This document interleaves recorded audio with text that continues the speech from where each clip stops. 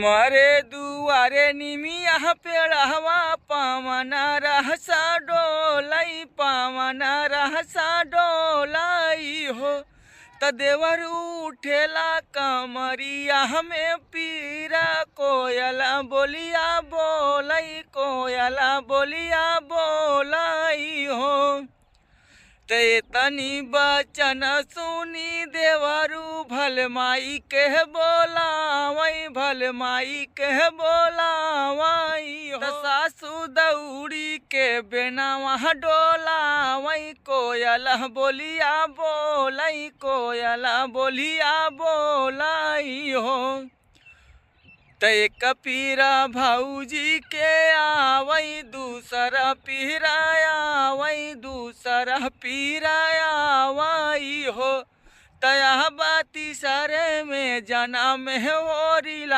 होरिलवा बहरा सुंदर होरिलवा बहरा सुंदर हो हमारे दुआरे निमिया पेड़ावा पावना रहसा डोलाई पावना रहसा डोलाई हो तदेवर उठेला कामरिया हमें पीरा कोयला बोलिया बोलाई कोयला बोलिया बोलाई हो।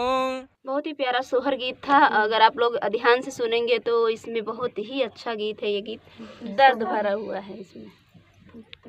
हाय दोस्तों, मैं हूँ अपलोड यादव, स्वागत करता हूँ चैनल में। कैसे दोस्तों, आशा करता हूँ आप लोग स्वस्थ होंगे और जहाँ कहीं भी होंगे अपने लाइफ में व्यस्त होंगे।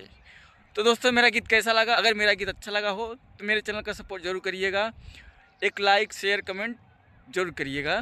दोस्तों ये वंदना भाभी का एक सोहर गीत था जो मुझे बहुत अच्छा लगा, तो मेरा भी मन किया ये गीत गाने के लिए, तो मैं भी इसका जोड़ आप लोग के बीच में लाया।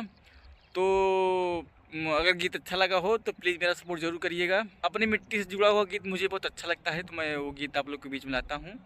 तो प्लीज़ आप अपना राय कमेंट में ज़रूर दीजिएगा मेरा गीत कैसा लगा आप लोगों को।